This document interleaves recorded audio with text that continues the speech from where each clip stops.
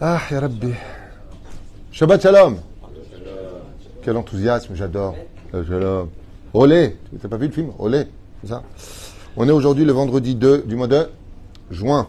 Bonne réponse, c'est le Yud Gimel du mois de Sivan. Bracha, Revacha, Ba'atzlacha Bechol Maaseh Yedenu pour cette belle journée. En espérant que de bonnes nouvelles, Be'ezrat Hashem Yitbarach, pour ce shiur qui a été acheté ce matin par, just a minute,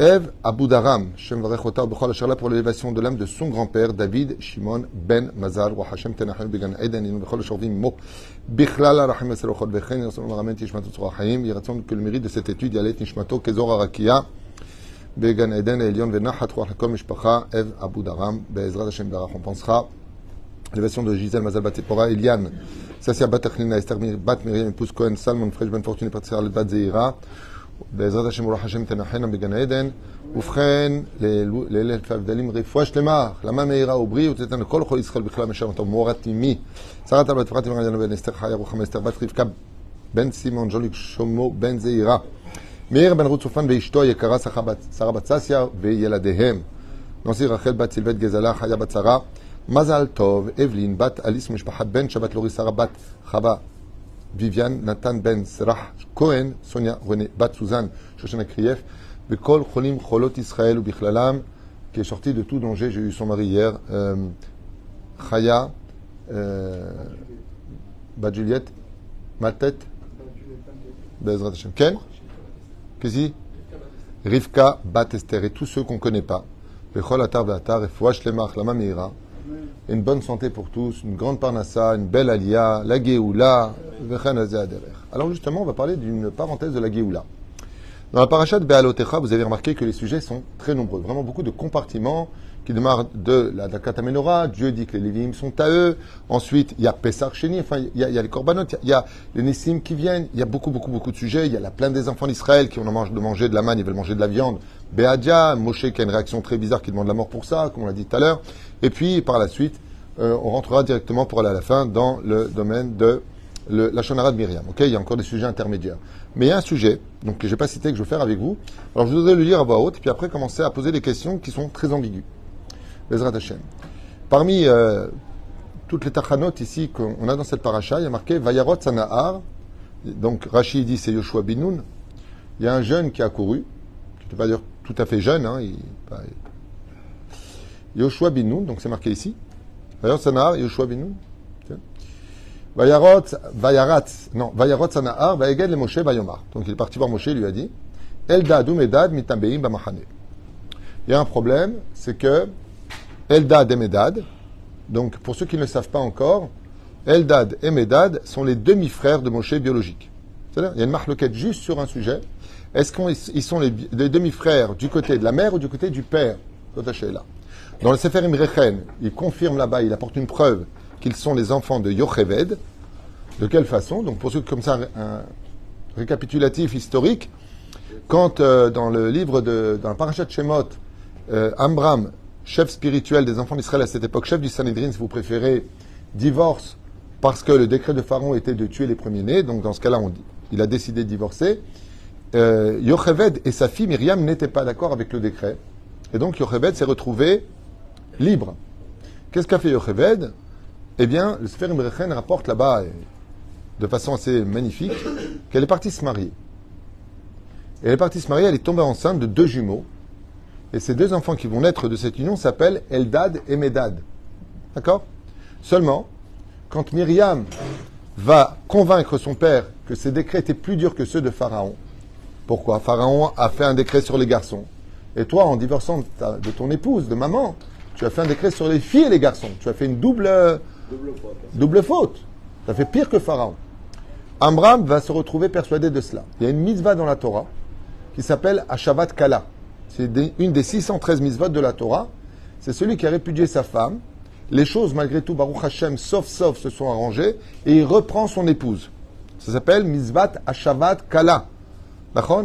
Et Myriam, qui est très pieuse, et Balat Ruach HaKodesh, elle est prophétesse, elle sait qu'ils n'ont pas fini leur tikkun. Il y a encore un enfant qui doit venir. Très souvent, les gens me disent comment c'est fait que je me suis marié avec lui? Bah, sauf que j'ai divorcé, c'était horrible, c'est quoi ce tikkun? Et t'as porté des enfants. Et Myriam, justement, elle dit à son père non seulement cela, mais de qui plus est, tu n'as pas fini le tikkun. On ne doit pas être 2 enfants, on doit être 3 enfants de votre couple. Et donc, il y a une naissance de l'autre côté. Alors, vous savez que dans la Torah, hein, on fait pas une mitzvah sur le dos d'une Avera. Comment tu peux ramener Yocheved alors qu'elle a été mariée à un autre homme, qu'elle divorce de lui pour revenir avec son premier mari? Ça assourd. Ça assourd. La réponse est très simple.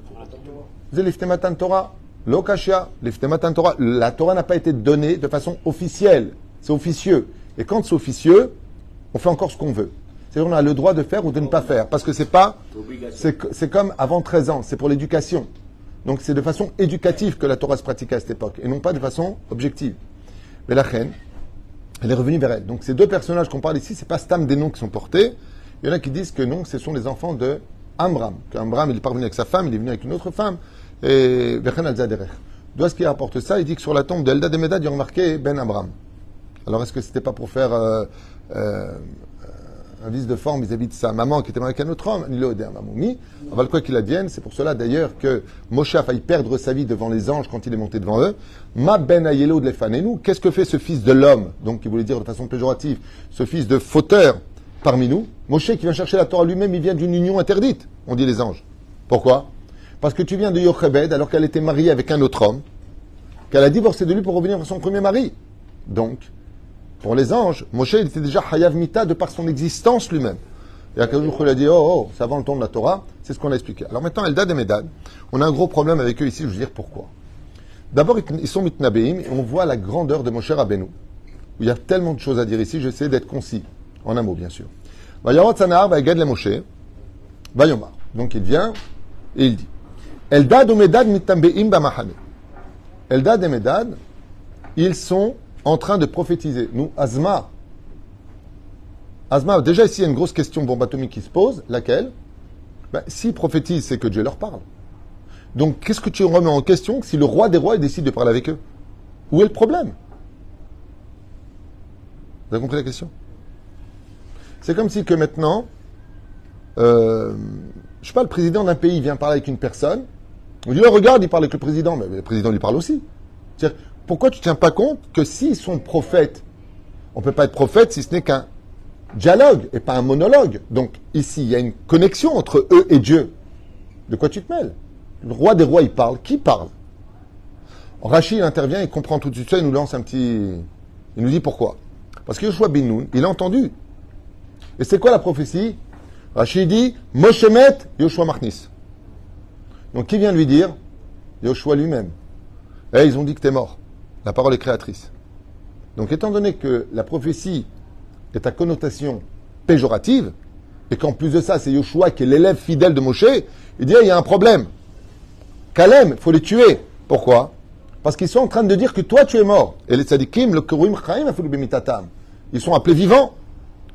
Et là, il y a beaucoup de choses à dire sur ce sujet. Amazé. Moshe met, Yoshua machnis.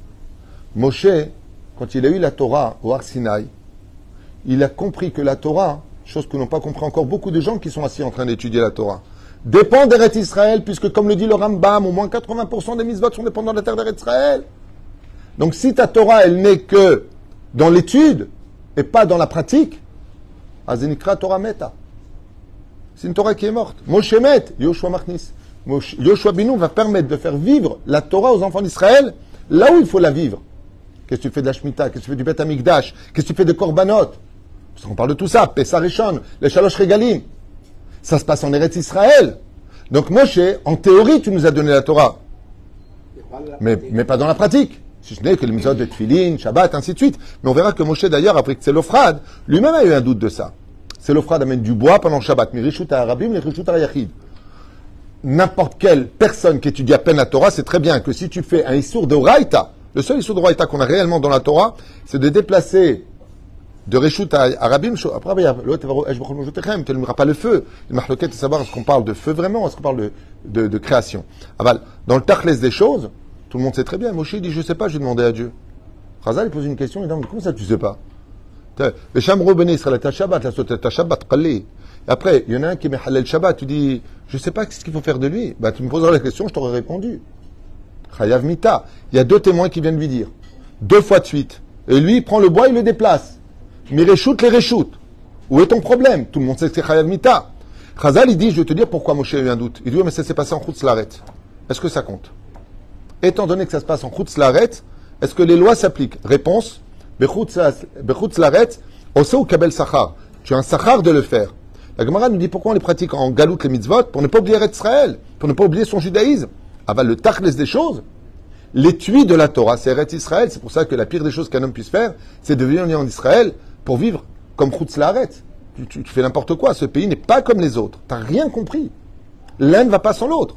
Mais de l'autre côté, celui qui vit en dehors de la terre d'Eretz Israël avec toute la Torah, c'est l'histoire des Meraglim. Je tourne la page, c'est Shelach Lecha Anashim. Donc de l'autre côté, on dit Moshe, Met, Yoshua Machnis. Et la paracha prochaine, c'est quoi? Les Meraglim, les plus pieux du peuple.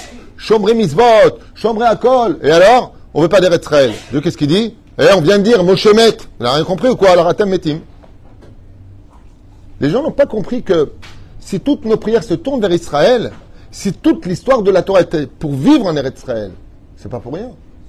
Donc, Al-Kaen, c'est une parenthèse que j'apporte, il y en a beaucoup d'autres à dire, il y a beaucoup d'autres explications, ce serait à l'infini. Je vous dis franchement, cette prophétie de Moshe Met, c'est l'histoire du soleil et de la lune, qu'est-ce qui est le plus important? J'ai déjà fait des cours sur ça, je ne vais pas revenir en arrière. C'est-à-dire que Eretz Israël sans le soleil, sans la Torah, ça devient une terre normale, c'est une mahloket. C'est pas aussi simple que ça de dire ça. Pourquoi? Parce que le Rav Kook explique que la terre d'Eretz Israël, elle est indépendante de tout. C'est pour ça qu'on dit Taki Aretz et Yoshvea. C'est une terre qui vomit ses habitants. Mais je ne veux pas tout mélanger, sinon on va se perdre. Je voudrais rester sur un autre sujet, sur le sujet que je voudrais partager avec vous à propos de ça. Mais juste que vous compreniez la complexité qui se cache derrière ce langage qui pourrait être très simple. Qu'est-ce que nous ont dit? Moshe Met, Yoshua Machnis, ça super, viens, on avance. Non. C'est pas aussi simple que ça. Et s'ils l'ont fait en prophétie, c'est que c'est Dieu qui l'a dit. Parce que c'est ça une prophétie, c'est de recevoir un message divin. Donc, Azma, que Dieu l'ait dit. Alors, il y en a qui disent, c'est comme une halakha devant leur maître. Toutes sortes de ta'anot liminem. Écoutez bien. Vayom Shua Binoun, Mesheret Moshe mi Bechorav, Vayom Aradoni, Moshe Kelahem. Moshe, il faut, Kelahem veut dire, mettons-les à mort. Vayom le Moshe, Eze Tzadik Moshe Rabbeinu, Eze Anav, Eze Ishtov. Ça, c'est, Kama il est Neeman Beto, Shalak Kadosh Baruch Hu. Il est vraiment fidèle à Dieu. Écoutez bien sa réponse parce que c'est là qu'est basé le cours. Vayom lo Moshe, Hamekane Atali, tu es jaloux pour moi? Umi iten kol am Adonai nevi'im ki iten Adonai et rucho alehem. Si ce n'est que Dieu, donc la question, la réflexion qu'on a eue, il le dit Moshe. N'est-ce pas Dieu qui a fait d'eux des prophètes? Et en d'autres termes, plutôt ciel, que tout le monde soit une assemblée de prophètes. Waouh! Et c'est tchouva nifla. Moshe Rabbeinu, il achète le cœur de toute personne. Il achète le cœur de toute personne. Il dit, où est le problème? Il y a des gens, quand ils sont manigim, quand ils sont en haut, ils font en sorte que les autres restent en bas. Il y a ce qu'on appelle le prêtre, dans l'absolu, et puis il y a les moutons. Mais Moshe nous apprend ici que le but d'un rave, d'un vrai Talmid Chacham qui travaille les Shem Shamaim, c'est de prendre toute son assemblée et d'en faire pour chacun des têtes. Lui restera la tête parce qu'un corps avec plusieurs têtes, ça fait une marloquette, ça amène une klala. C'est une malédiction comme le seul Baal Shem Tov. Un jour, il est rentré dans une synagogue où il ne respectait pas les Talmidei Chachamim. Il leur a dit, je prie le ciel pour que maintenant vous soyez tous les dirigeants de cette synagogue. Ils ont dit, mais c'est une bracha, ça. Il dit, non, pas du tout. Quand chacun se prend pour le taulier, vous savez ce que ça veut dire. Chacun tire le drap de son côté et tout le monde se casse la figure. Moshe Rabbeinu, il dit, un vrai dirigeant, c'est celui qui prend chacun de ses élèves et qu'en fait des grands. On a vu Rabbi Yochanan ben Zakkai, Hamishat Amidim, tous sont devenus des leaders, des rachés yeshivot. Il les a fait grandir. Et c'est ce qu'il fait Moshe. Il nous fait un clin d'œil extraordinaire. Extraordinaire. Et c'est quoi ce clin d'œil? C'est le petit premier enseignement que Moshe Rabbeinu il dit, Umi ten kol am Adonai nevi'im, ki ten Adonai et rucho alehem. Tout comme Dieu m'a donné à moi la chance d'être ce que je suis, d'être le leader, celui qui va chercher la Torah, je souhaite à tous ceux qui sont là, tout mon peuple Israël, vous aussi d'être des rois. Qui kulanu ben melachim. La différence entre le communisme et la Torah, le communisme, c'est une imposition dictaturale au nom de l'hypocrisie de camarades sur lequel tu m'obéis pas, t'es mort. Donc c'est complètement un domaine de hiérarchie. La Torah, C'est pas je te prends ton argent parce que toi t'en as trop et moi j'en ai pas. Ça c'est du vol, ça s'appelle le communisme. Pas plus voleur que le communisme. Mais par contre, voilà je te donne. Je me suis assez, je t'achète toi aussi. Je possède, toi aussi. Je me fais des vacances, viens avec moi. Ça, c'est la Torah. Et Moshe, qu'est-ce qu'il dit? Il dit, mais Dieu m'a donné à moi la prophétie, je suis peut-être le plus grand des prophètes, mais allez va que tout le monde soit prophète, que tout le monde soit heureux, que tout le monde gagne à l'auto, que tout le monde se marie, que tout le monde kiffe. Parce que le but d'être la tête, c'est d'aller chercher les autres. C'est de faire monter les autres. Et Moshe Rabbeinu, il a cette première dimension extraordinaire de donner un clin d'œil que le monopole n'appartient pas qu'à une personne. Et c'est ce qu'il dit à Yoshua. Quel est ton problème?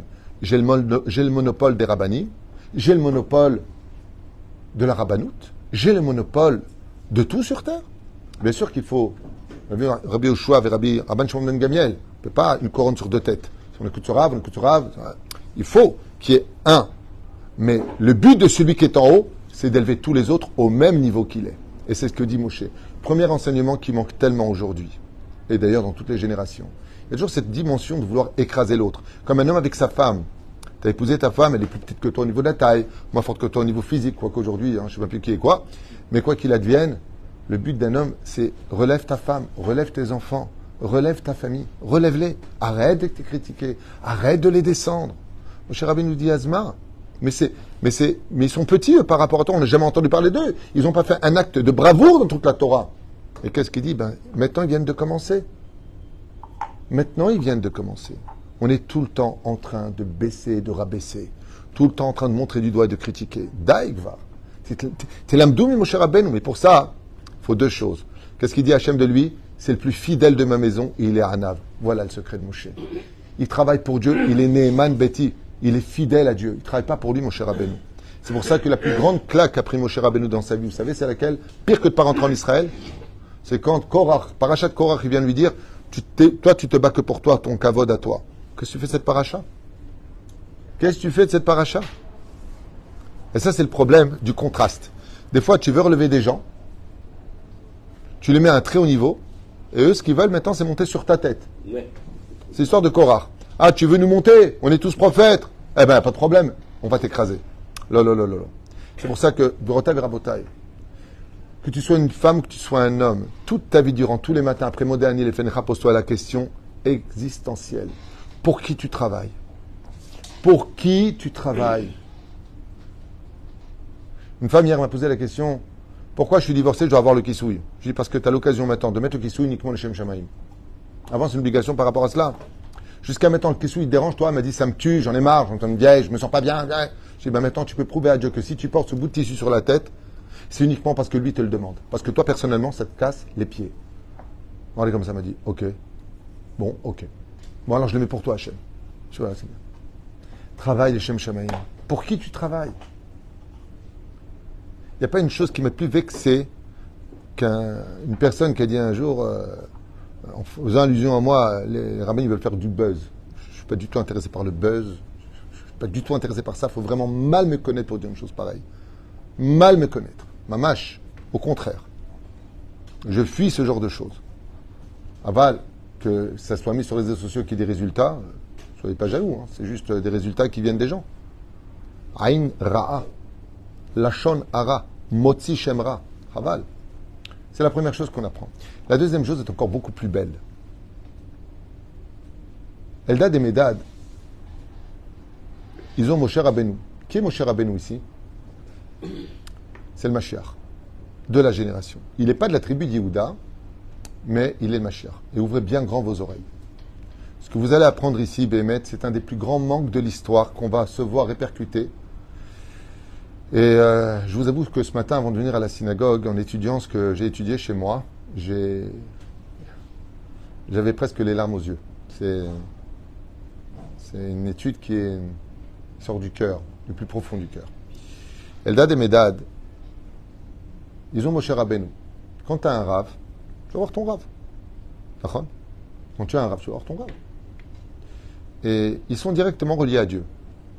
Pourquoi eux, ils ont eu cette prophétie alors que beaucoup de personnes, les Shivim et Zekenim qu'on a vus juste avant, les 70 anciens, ils auraient pu avoir la prophétie et ils avaient la prophétie.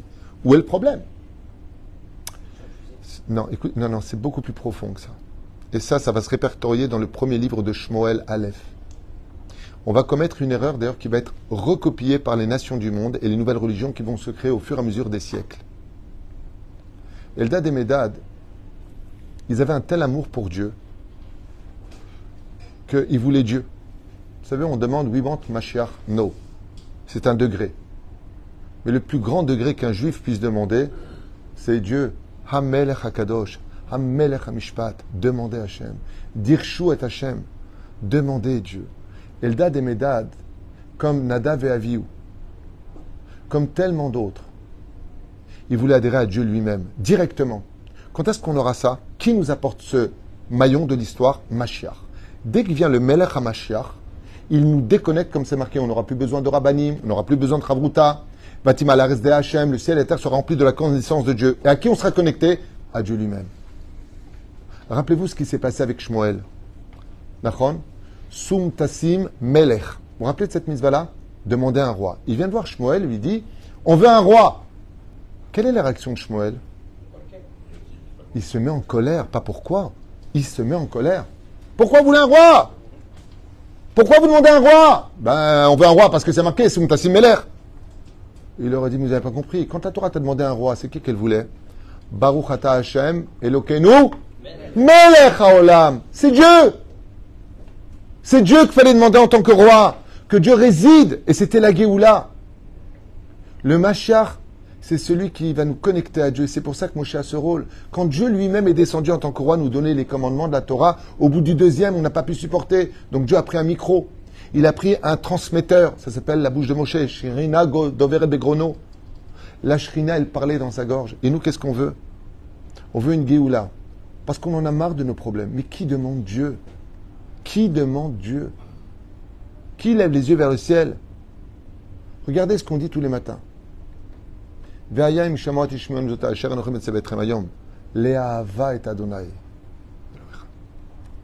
Aimez Hachem, demandez Dieu. Dieu, tu nous manques. Dieu, on te veut toi. On laisse tomber nos problèmes. Dieu, on te veut toi. Hachem, rotzim et akadosh baruch hu. Hachem oavim otra. Akadosh baruch hu. Anachnu oavim otra. Anachnu mamlichim otra. Anachnu banecha. Comment Dieu nous appelle? Les enfants. Qui est le Mashiach? Le tuteur. Qui est le père? Dieu. Avinu malkenu. Et on demande un tuteur au lieu de demander Dieu. Le Mashiach, c'est que l'intermédiaire que Dieu va utiliser pour connecter le peuple d'Israël jusqu'à ce qu'il soit lui-même connecté. Et là, on a deux personnages qui sont directement connectés à Dieu.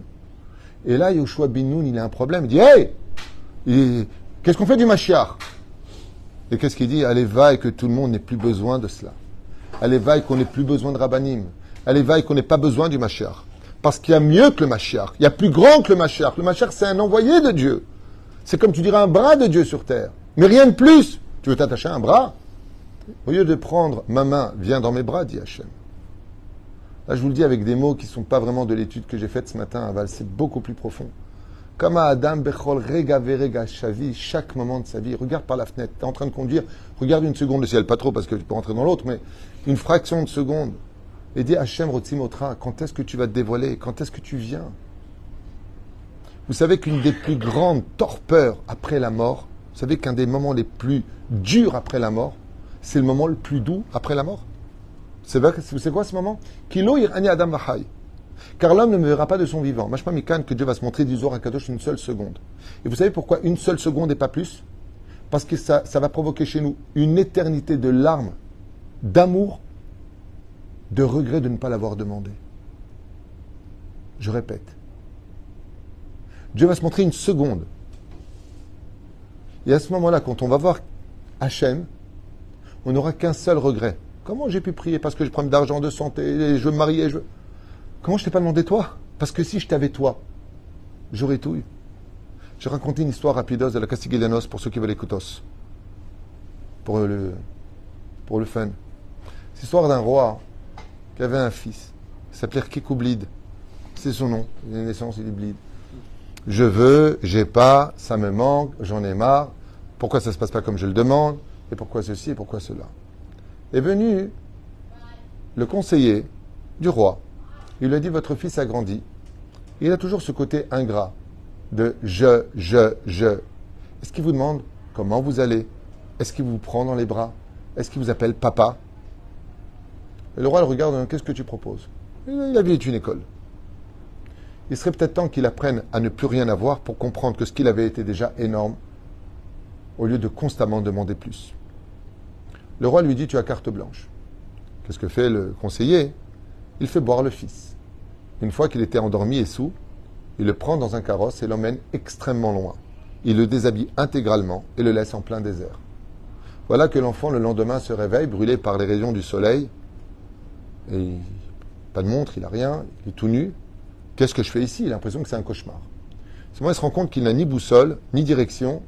Et si ce n'est que d'avoir toujours eu le Yupala avec lui, c'est-à-dire toujours va à droite, va à gauche, on l'emmène, on le reprend, toujours donc dans sa dépendance, il se retrouve complètement indépendant. Et il rentre dans une grande panique. Bekitour, il commence à courir dans tous les sens. Et il commence à avoir soif et faim. Alors il se met à pleurer, j'ai faim et j'ai soif.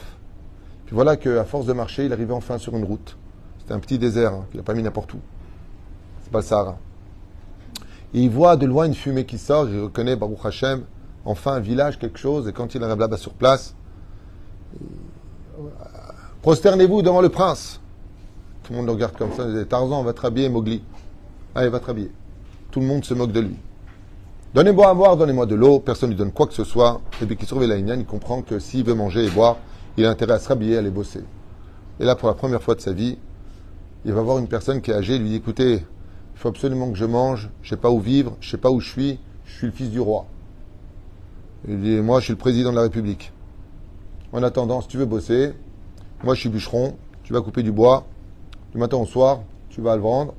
Quand tu as ramené l'argent, je te donnerai une miche de pain et une cruche d'eau. Choutzmizé, kloum. Un toit, du pain et une cruche d'eau.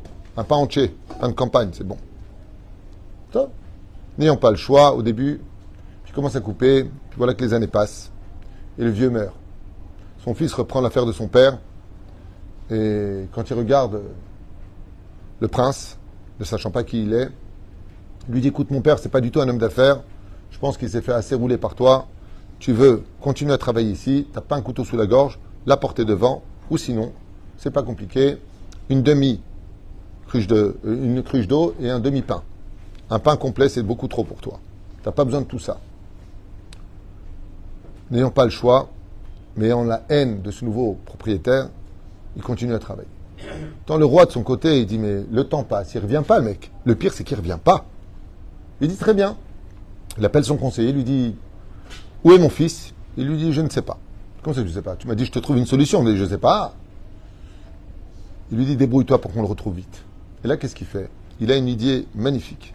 Il décide d'annoncer dans tous les royaumes alentours que le roi lui-même descend pour juger tout conflit et que toute personne qui veut voir le roi pourra venir le voir. Chose qu'on n'a pas l'habitude à l'éveil que les maires de toutes les villes de notre pays fassent une chose pareille. Je descends pour vous voir. Oh, tu t'es rappelé que c'est nous qui t'avons élu. Bravo.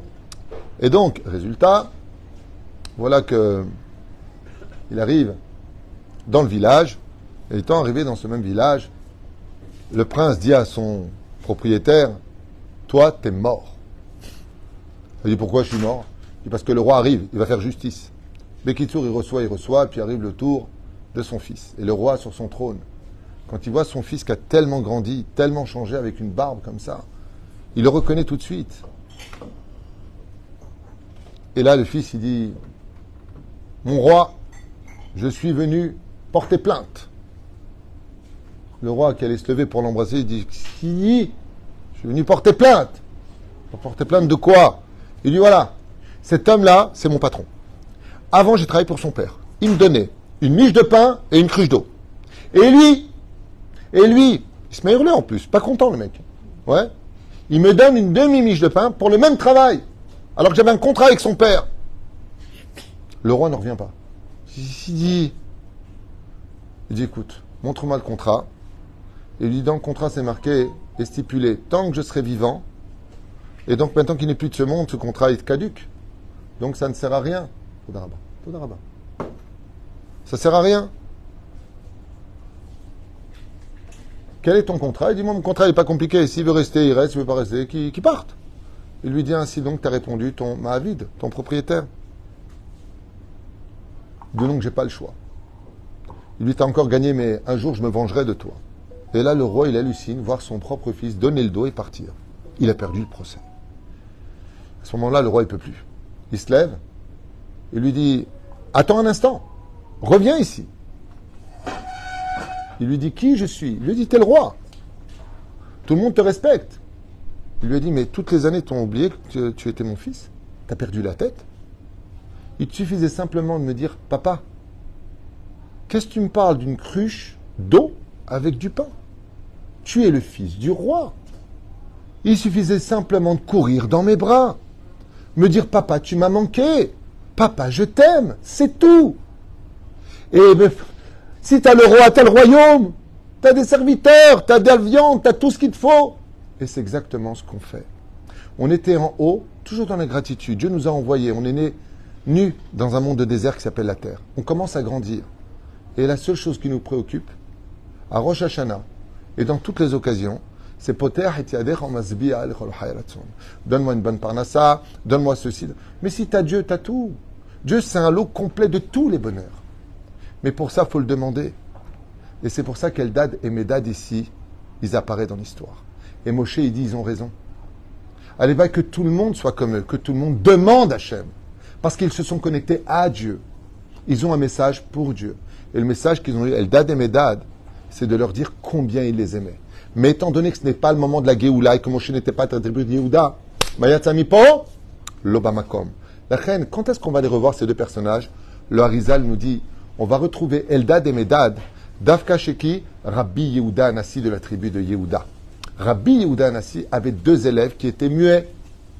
Et ces deux élèves-là, à force d'étudier la Torah et de faire les signes pour parler avec leur maître, qui était Rabbi Yehuda Anassi, ils ont retrouvé par miracle, nous dit la Gemara, la parole.